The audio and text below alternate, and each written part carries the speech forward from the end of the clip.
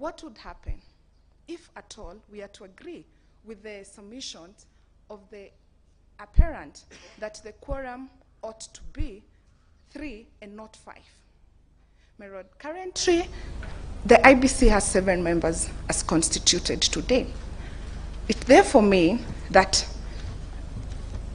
for any decision that has to be made by the 7 members of the commission, we only need 3 as part of the quorum.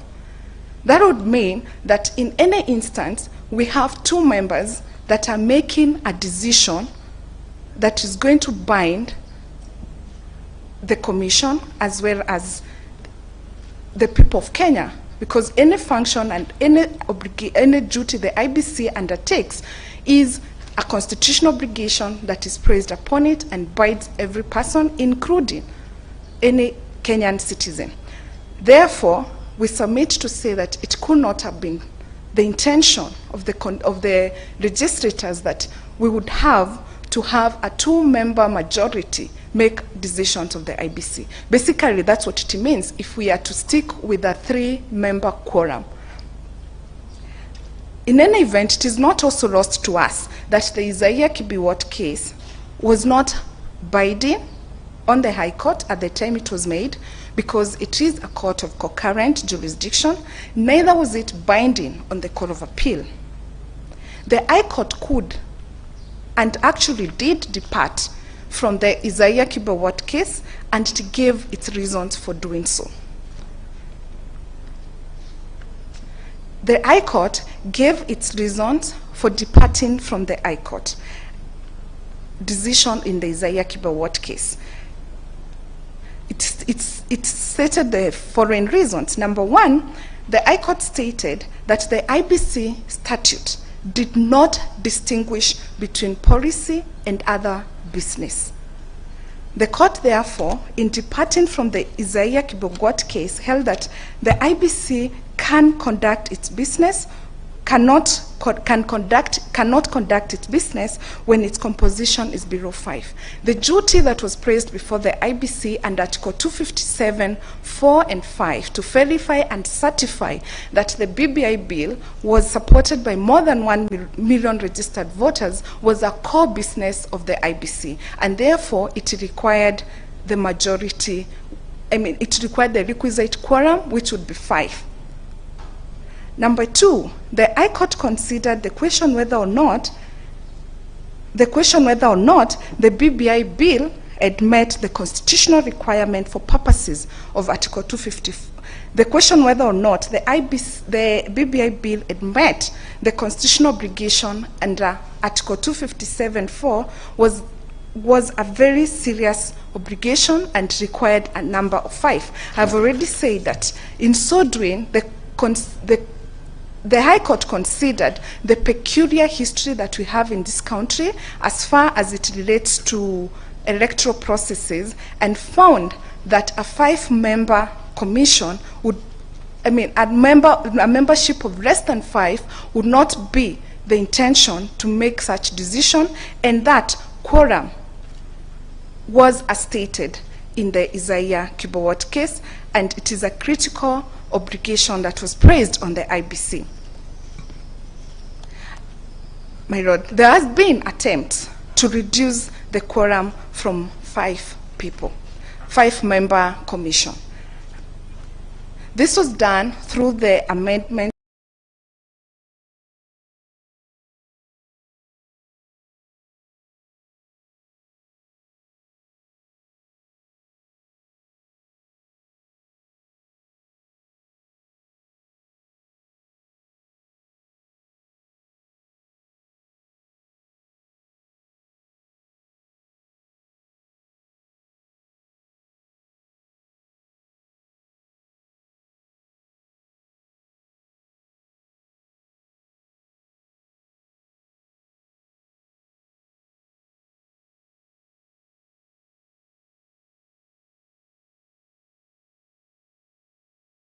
bill, the elections laws, the IBC certified that indeed the BBI bill was supported by more than 1 million registered voters.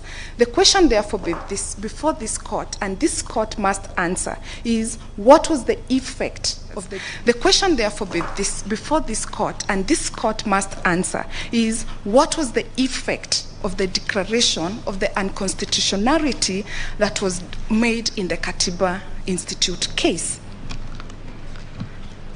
To answer that question, I would ask the court to find guidance in the Court of Appeal decision in the case of Javan Kiche Otieno, that is in our supplementary band of authorities, which was issued on the 17th of December 2021, a few weeks ago.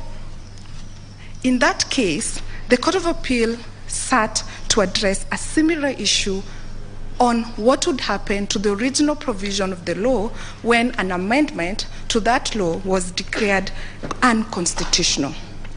In that case, the Otieno case, the court held that at paragraph 46 of that decision, that the inconsistency that the court found to be that the provision, the amendment, was unconstitutional arose from the day that amendment came into force.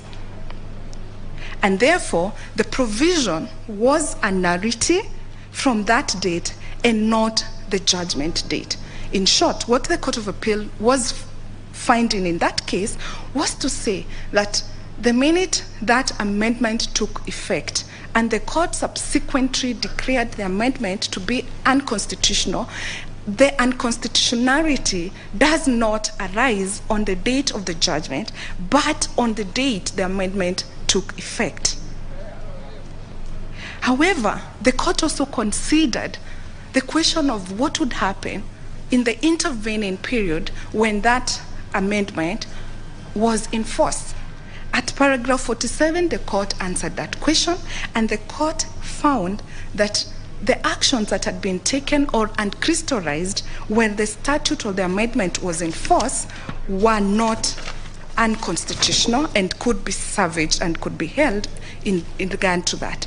However, most important, in regard to the particular amendment that the court was considering, the court found that once the provision was declared unconstitutional, that provision, that amendment became void from the date of the amendment or the date the amendment took effect.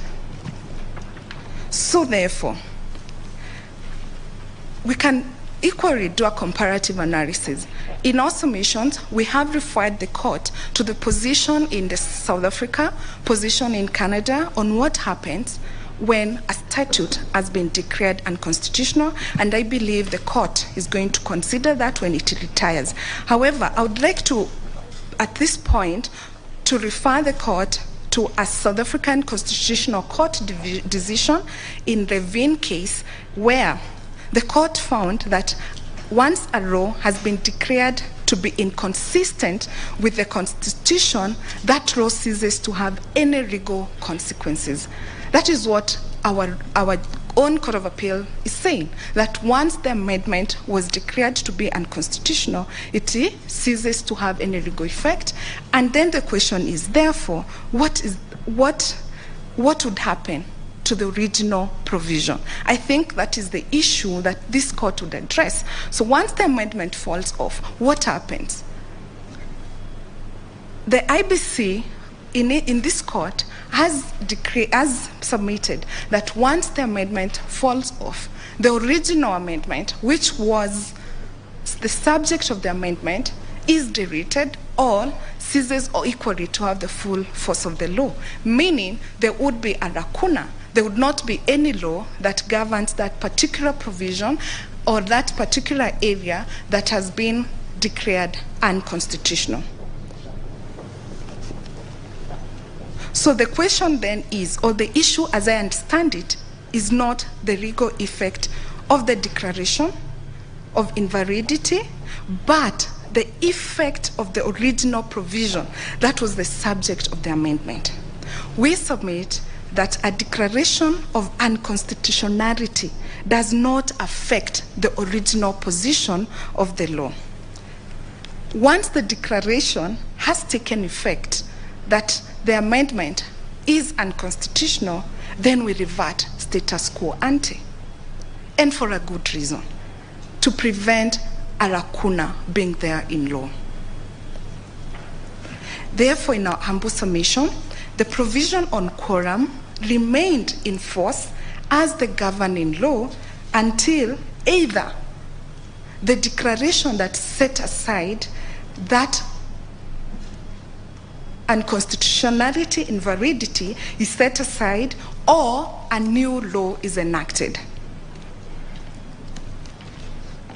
However, we are very well aware that any court that sits down to determine or consider the constitutionality of a law has equal powers or has the power to grant an appropriate remedy as far as that declaration is concerned. The court may and has many other times issued prospective or retrospective application of the declaration. At this point, therefore, I will ask the court to look at the orders that were issued in the Katiba Institute case. In that case, the court issued 2 declarations on constitutional validity. It returned a verdict to say the provisions they were unconstitutional and declared them as such. The court did not move further to save that declaration. The court did not suspend the declaration. Unlike the South African Constitution that provides expressly for the power to grant an order of retrospective application or prospective application of the declaration, the Kenyan Constitution does not directly provide for such a relief. We are, however, aware and we are cautious to the fact that the Kenyan Constitution equally provides for the court to grant an appropriate remedy. We therefore submit that the order of prospective or retrospective application was not granted in the Katiba Institute. Such an order would be available right now to the appellants if it was pleaded in the Katiba case. If, even when it was not pleaded, the court granted the order as an appropriate remedy to suspend the declaration of invalidity. And therefore, because the court in that case did not suspend the retrospective or a prospective application, did not find as such, it therefore means that that order is not available in this case at this time. Because they were not granted in the Katiba Institute, this court is not sitting on review of the Katiba Institute case, neither is it sitting on appeal of that decision.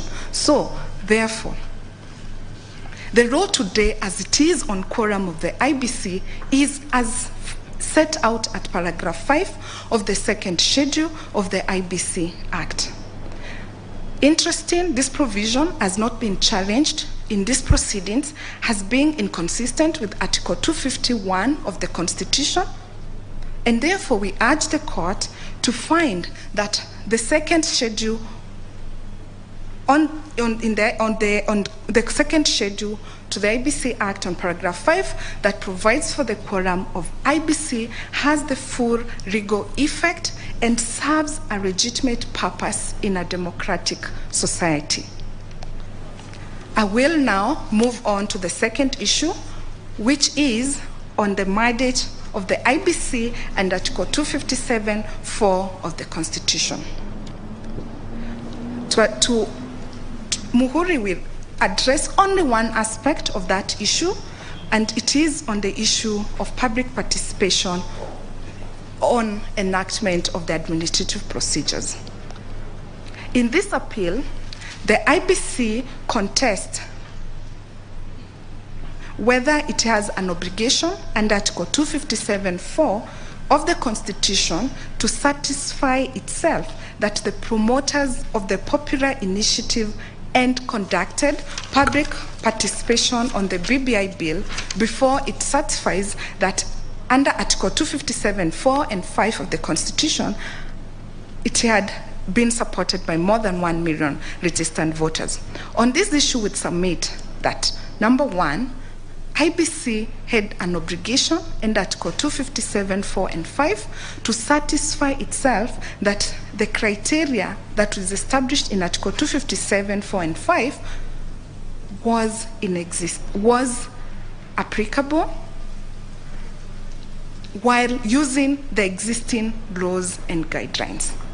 At this point, I will refer the court to the question that was asked by the Chief Justice yesterday, when she did ask whether or not it is important to have some form of a legal framework that would guide public participation on the mandate of the IBC and Article 257, 4 and 5.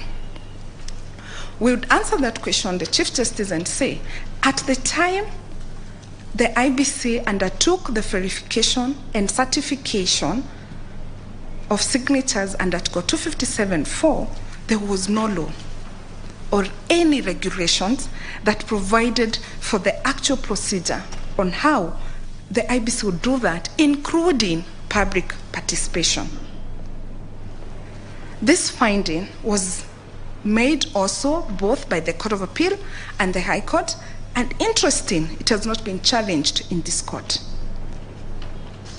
Therefore, in the absence of a regulatory framework, IBC ought to have been guided by the provisions of Article 10 of the Constitution that generally provide for the principle of public participation as a core aspect of governance in this country.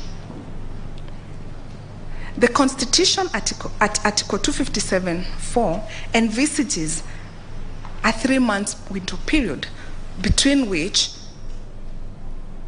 the IBC would undertake its processes under Article 257.4. We of the view that the 3 months period would equally be used by the IBC when undertaking the verification of signatures to grant the public sufficient time to confirm whether or not they had appended their signatures in support of the amendment bill. Such public participation was made to look like it would be so difficult to attain. In our view, we have the view that, as it was in the administrative procedures, that the IBC should provide a process where the public get to confirm indeed to the IBC that if they've appended or they were in support of the bill. They should provide a window period within the 3 months period envisaged in the law for a complaint mechanism, as well as a mechanism to resolve those complaints when they arose. In the instant case, the IBC provided in its administrative procedures that were indeed found unlawful that the public had 22 days through which to verify whether or not they were in support and had provided their signature in support of the bill. However, IBC published the names of those people in its website and provided for 5 days period through which members of the public would indeed confirm to the IBC whether they are in support of the bill or not, and also the 5 days period was also to be a complaint period. The question therefore is, did IBC have a simple, accessible and transparent processes for signature verification that would enhance public participation in the process as envisaged under Article 257.4 and 5? The answer is no. The process was not simple, how the public would get to participate and verify their signatures, because when you go to the IBC website, and this information is on record, IBC provided a PDF scan. One could not use or search their name or ID number on the website because it was a PDF scan. Even I, as an advocate, we had to spend voluminous time going through the list to indeed look through the list and understand what the IBC was doing. Number two, the IBC put this information on its website. Was that accessible to majority of Kenyans? Satisfactorily not. The website stated that the notice to make complaints would be there for 2 weeks. However, the IBC shortened the period to 5 days. How many Kenyans have access to website and internet in this country? How many are able to go through, have internet, access it, and be able to complain to the IBC that their names are erroneously put or they did not provide their signatures? How many? Very few can. Was it verifiable? Was it accountable? How the IBC undertook this? In the absence of a legal framework, in the absence of lawful guidelines and regulations, even we are clear that it also breached its own administrative procedures, who was the IBC accountable? Can we therefore say that there was public participation in the verification and certification processes as envisaged under Article 257, 4 and 5 of the Constitution? The answer would be no. On the second aspect of public participation, the question then would be, how should it look upon the verification and the certification? On this one, I agree with the submissions that was made by Mr. Ngumbo yesterday, that public participation would arise on 3 instances upon the bill being certified as being supported by 1 million registered voters. The first instance would be at the county assemblies. The county assemblies have an obligation under Article 196(1) of the Constitution to undertake public participation in its legislative mandate. So at the point it is considering the bill, of course, it is envisaged that it would use and would avail the bill for public participation. The question would be, was that done? Public participation is a factual issue. It is an issue that ought to be proven through evidence. The county assemblies are parties in this suit. Unfortunately, they did not participate in the proceedings, and therefore, being a factual issue, it is conclusively to say that there was no public participation at the county assemblies in absence of the requisite evidence. The second instance when public participation would be envisaged is at Parliament, when Parliament is considering the amendment in terms of Article 118 of the Constitution. And equally, at the very end of the process, when the IBC is undertaking the referendum, that obligation would be in form of civic education on sensitizing the members of the public on the content of the BBI draft bill or any draft bill. We therefore submit to that end that there is a need for legal framework to guide the processes on public participation to ensure that indeed it complies with the IBC constitutional mandate and obligation, especially while undertaking its verification, certification, and referendum processes. Such a legal framework is very important because it would make the process accountable to the law and therefore be able to ensure that it complies with the Constitution or any other legal framework. Thirdly, we submit that without a legal framework, there exist so many gaps. And one of that gaps is what the Chief Justice did identify: public participation. How is it supposed to be done?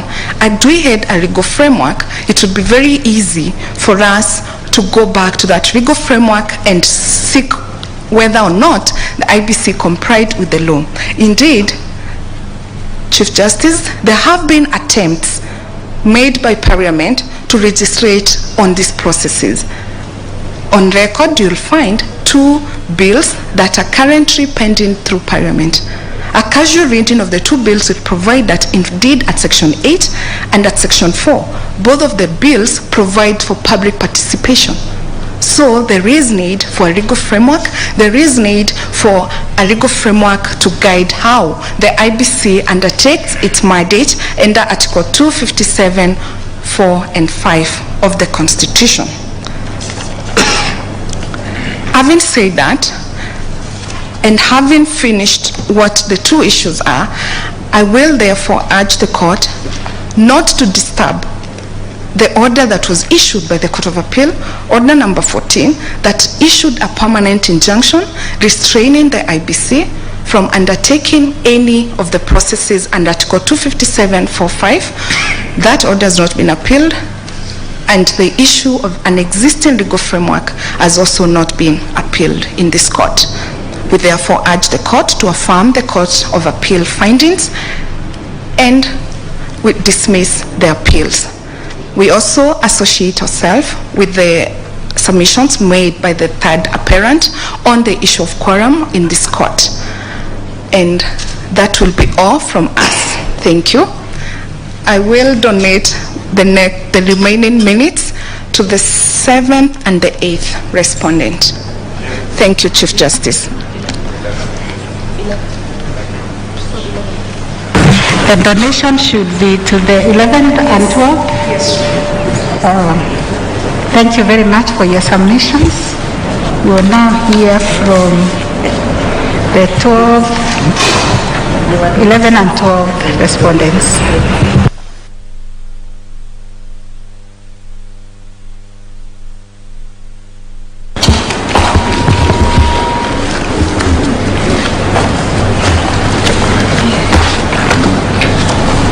May I start? Sorry.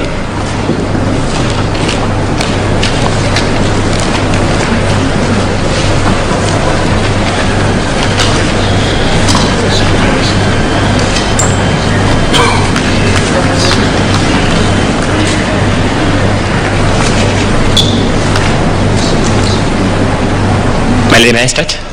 Proceed. Thank you so much. It's my pleasure to appear before you, my lady Chief Justice and President of the Supreme Court, and my lords, my ladies, Justices of the Supreme Court. My name is Ongoya. I appear together with Mr. Ogada for the 11th and 12th respondents in the appeal. In our 55 minutes, I will endeavor to use 30 minutes and reserve 25 minutes for my colleague, Mr. Ogada, to deal with the remaining issues that we have organized ourselves to deal with. In terms of filings, I would invite you, in addition to considering the petition number 402 that was before the High Court, to also consider the grounds of objection dated 18th October 2021, as well as our written submissions dated 9th of December 2021, and our case digest and bundle of authorities appearing in 3 volumes dated 22nd December 2021. In the interest of time, I will seek to just draw the court's attention to the following matters that I consider fundamental and overarching as you read those voluminous submissions and authorities. First, my lords, my ladies, we will remind each other that we have a history as a country, and that history has taught us some lessons, some of them very fundamental lessons. Fortunately for us, a bulk of the council appearing at this podium, and my lords, my ladies, seeking to make this monumental determination, you have been a part of that history as citizens of this country. And that we should never let down the generations that will follow us by delivering a verdict that may make generations to come to have to live through some of the pains we have lived through as a country. Part of those pains were captured by retired Justice Aaron Gitonga Ringera in the case of Njoya versus the Attorney General, which you have been referred to, and which I'll implore you to read and have inform your verdict. And to call you to consider that history, my ladies, my lords, is not to invite you to engage in extra-legal considerations. Parliament has done the same thing in Section 3 of the Supreme Court Act. It has asked you that at all times you must endeavor to give us an authoritative and impartial interpretation of this Constitution, and in so doing, to develop jurisprudence that respects that history. Respects that history.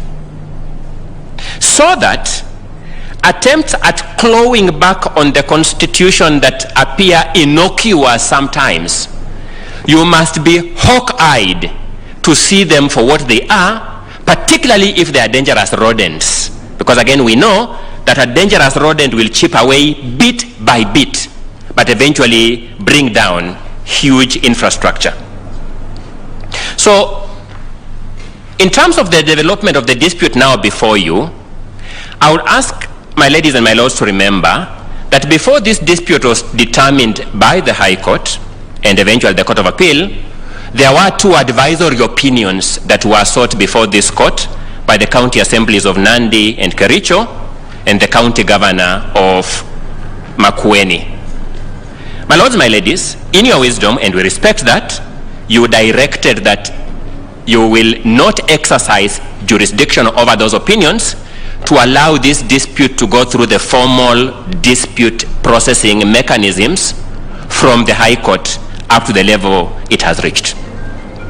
I say that was wise because this dispute has therefore had a benefit of the contribution of dozens of lawyers and a number of persons not formally schooled in legal training, and it has had the benefit of reasoning by a dozen superior court judges, 5 in the High Court and 7 in the Court of Appeal.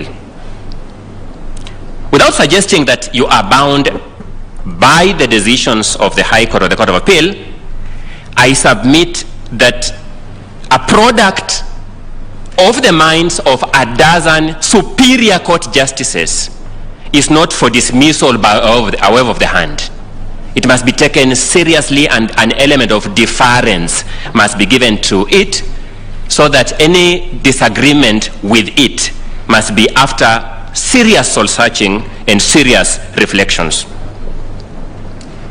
So that this court, I submit respectfully, should approach the reasoning of the 5 High Court judges and the 7 Court of Appeal judges with a substantial measure of deference.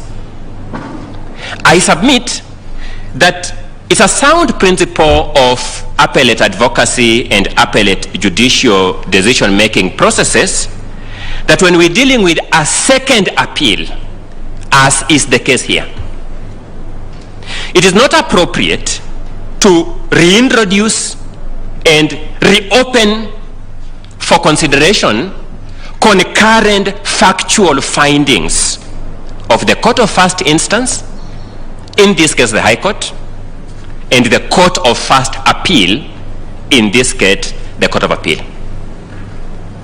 If we take that principle in consideration, we then must dispose of some 2 matters with a measure of ease, my lords, my ladies. As a matter of fact, the High Court looked at the evidence before it relating to public participation in the process now before you. The Court of Appeal, as a court of first appeal, had an obligation, and it re-evaluated the material that was before the High Court and came to its own conclusion, and the conclusion was insufficiency of public participation as a matter of fact. I submit respectfully that it is not open for counsel appearing before you or for this court in its decision-making process to reopen that factual issue as to whether there was, in fact, sufficient public participation. As a matter of fact, the High Court, as a court of first instance, and the Court of Appeal exercising that jurisdiction I've alluded to, re-evaluated the question of who initiated this process. And it came to the conclusion that it was the President of the Republic of Kenya who initiated this process. It is not open for this court to reopen that question of fact. And that, therefore, will dispose of a number of questions that have preoccupied the minds of many counsel who have appeared before you today.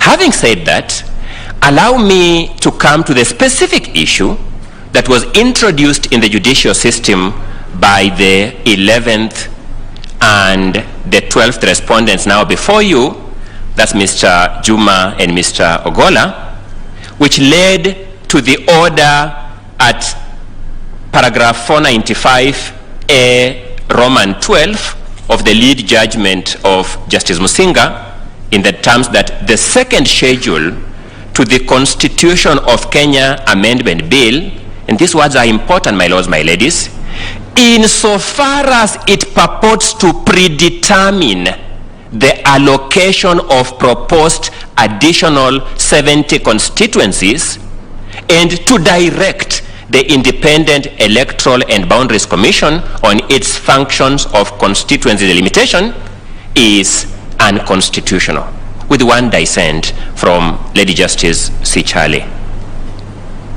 That qualification of what was declared unconstitutional is important, and I emphasize it because of the submissions by my very senior learned colleague, Mr. Karori, before you the day before yesterday. The court in fact found that the provision of the Constitution relating to the number of constituencies in Kenya is amendable without necessarily taking recourse to the four-tier process that the court identified.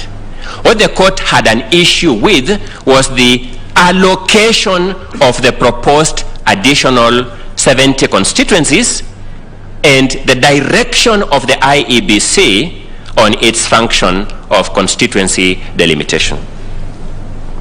When you retire to interrogate whether the court was right or wrong on this question, I was warned that when we tell you when you retire, a lot of laymen think that you'll have to wait for your retirement age before you return here with a verdict. So I use that word advisedly in the technical sense of it. It's important for my lords, my ladies, to ask yourself this question: how did the court of first instance reach this conclusion, and how did the court of first appeal confirm this conclusion? A good starting point for me is what the judgment of the court of first instance says at paragraph 469. It's important that you reflect on what that judgment says at 469. And that will be so because the court has to answer the question, did that court use the correct methodology to reach this conclusion? Did it use the correct methods of interpretation? The court said, the stable canon of principles of interpretation of the Constitution, which have emerged as outlined above, are dictated by our constitutional text. So the court took into account the reading of the text. Heavy weather has been made on the argument that this court abandoned the text completely and converted itself into a philosophical tribunal. No, the court expressly said that it is taking account of our text, Secondly, the structure of that text. Thirdly, the nature of that text, which the court defines to mean the fact that it is a transformative charter. Next, our history, which both the Constitution at Articles 259 and 10 and statute, the Supreme Court Act, the very act that now directs this court, and binding precedents and the context.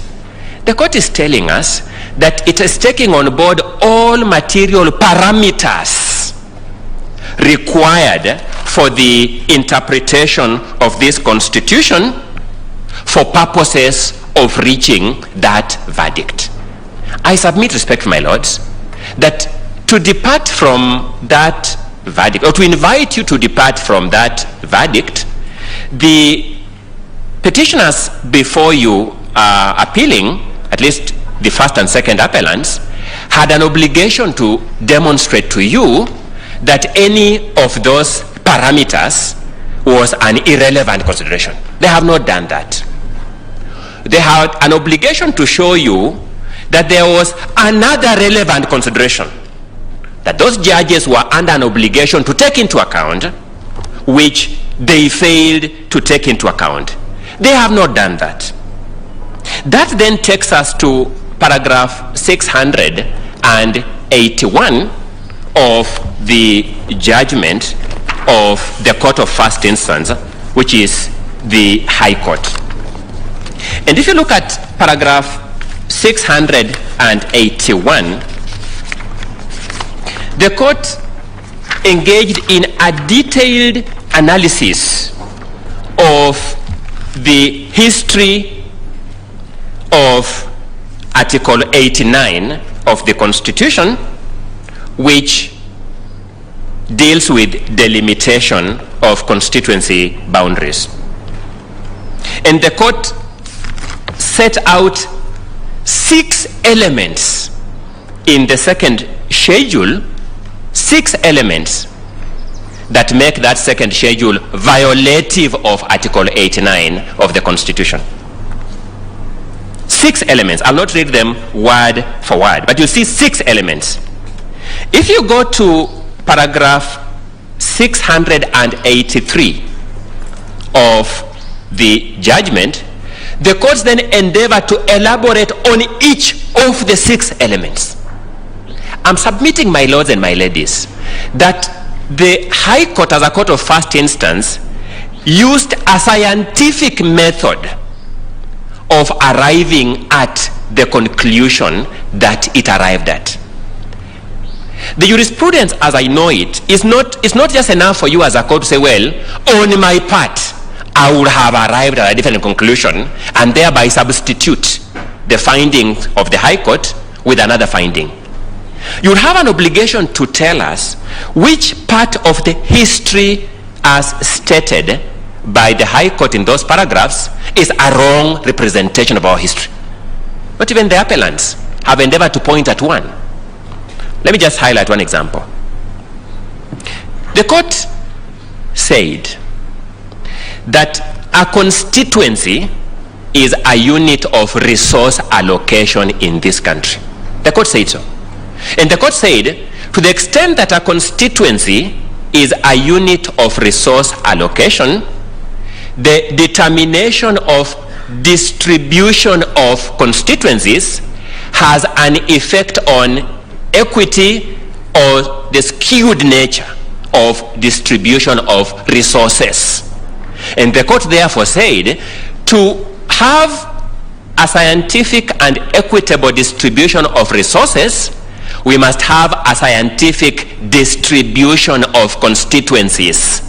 The court therefore found that since IEBC in Article 89 is subject to a science of delimitation of boundaries that eventually gives us the placement of constituencies in specific geographical areas, it was not open for us to abandon that and determine constituencies politically, to say it is just a political issue, as my learned colleague, Mr. Karori, has purported to submit before you. Again, I ask the question, Which part of that method of arriving at that decision violates Article 259 on the proper principles of interpretation and Section 3 of the statute enabling this court, the Supreme Court Act, that gives this court a scientific formula of reaching scientific jurisprudence, can you possibly fault?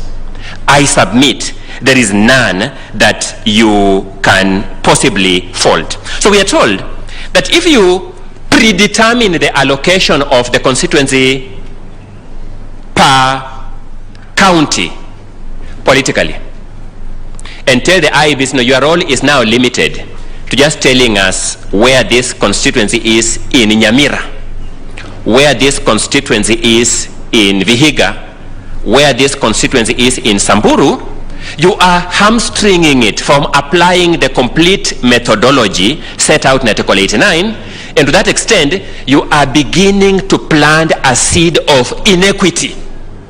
You're dealing with a country that has a clear history of inequity. So the court is using the correct formula and saying, no, let the IEBC apply its mandate under Article 89. Use the correct formula, knowing that the IEBC's word in Article 89 is not final. If the IEBC makes an error, there is an avenue available for a disturbed litigant to come to court and seek judicial review under Article 89(10) of the Constitution. The court is saying one of the elements that makes the second schedule unconstitutional is that even that right to come to court and complain by judicial review is taken away. How can we fault the court for such a scientific and principled approach to the resolution of the dispute that was before it? I submit respectfully, my lords, my ladies, that if we apply our minds objectively to the manner in which the High Court reached that verdict and the reasoning that the Court of Appeal engaged in confirming that finding, we will affirm, we reaffirm that finding. We will not disturb it.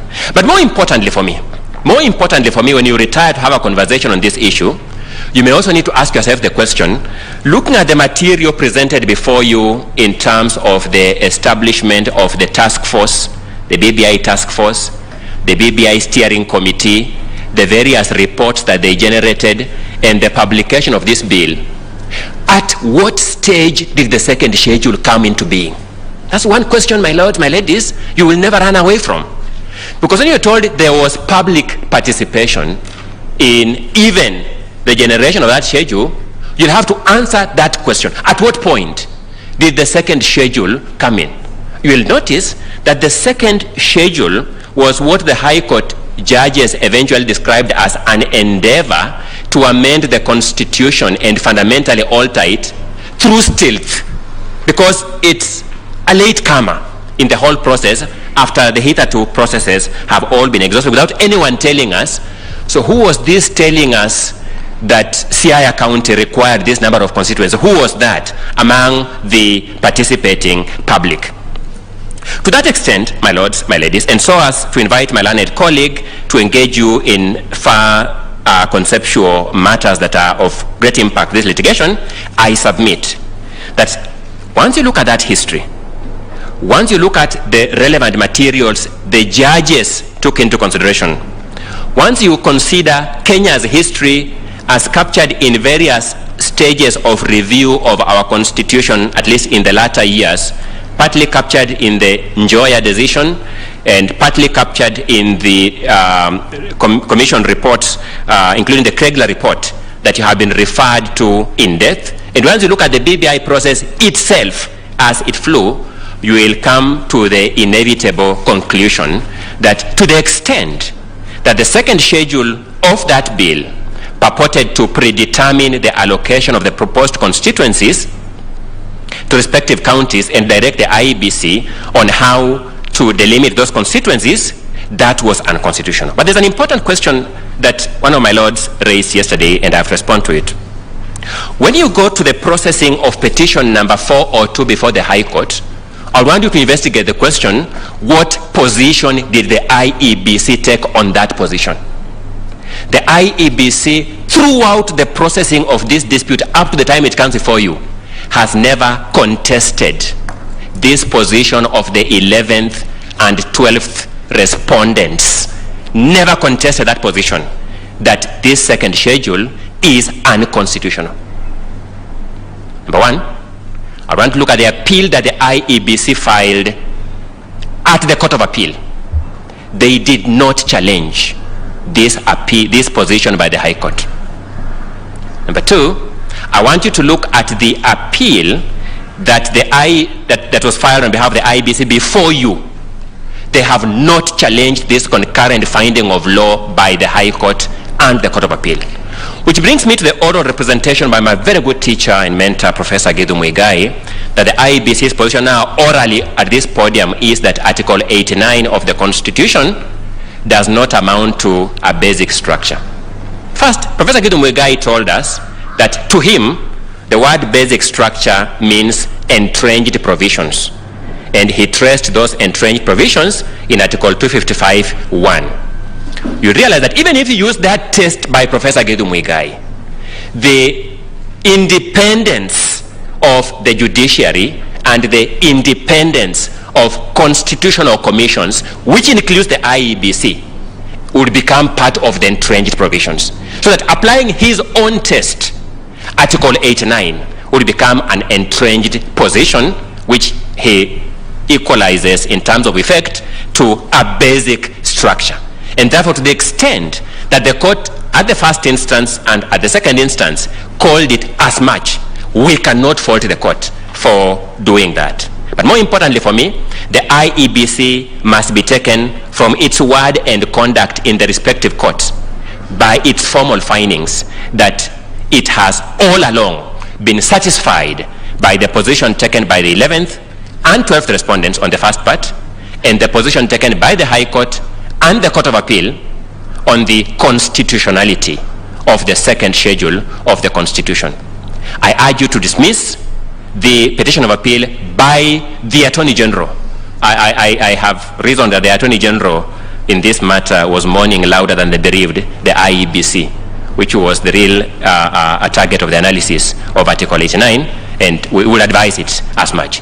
Allow me at that juncture to invite my colleague, Mr. Ogada, to do duty regarding the other conceptual issues.